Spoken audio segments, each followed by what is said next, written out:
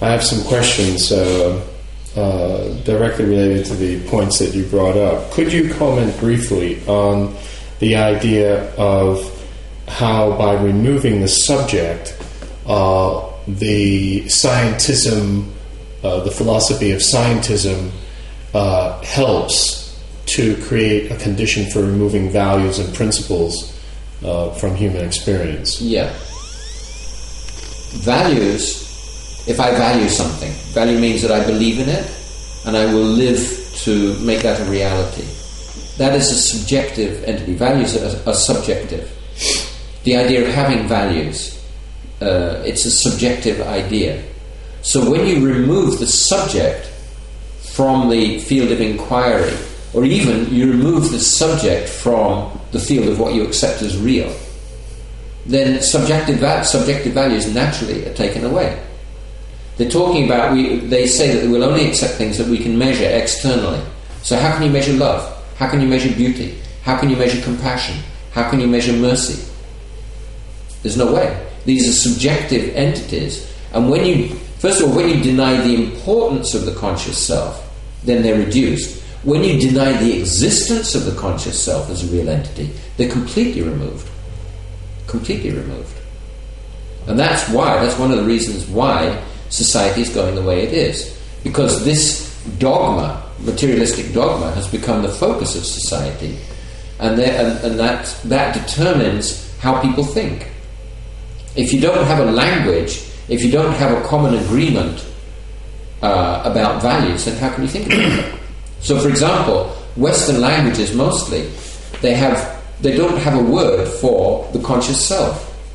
Like in Sanskrit, they talk about the Atma. In Sanskrit, there's so many different ways of discussing consciousness and love.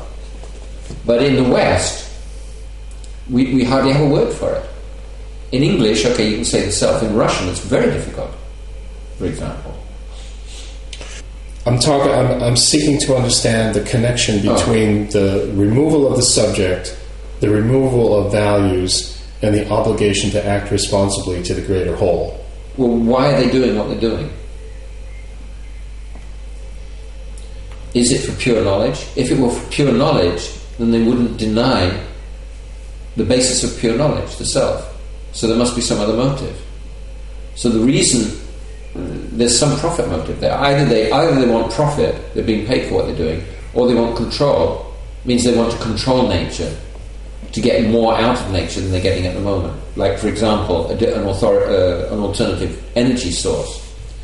So they're assuming that the value is either enjoyment or control.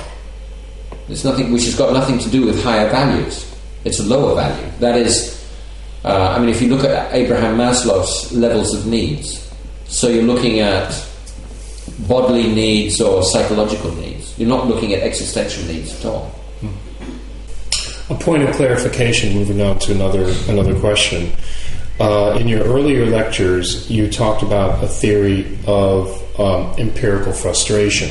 Yeah. And in your summary, if I got this correctly, you are now emphasizing, you're further into it now, so you're really kind of moving from kind of a negative interpretation of the experience to a positive one, and you're calling it the theory of inconceivable potency. Yes. Did I get that right? Yes. Okay. I had something of an epiphany, I guess. Okay, great. And I understood that the real goal is not just to knock the materialists, but is to emphasize that their failure, actually they're not just failing to establish their point of view, but they're positively showing, they're positive concluding, and even themselves saying, it looks like a miracle.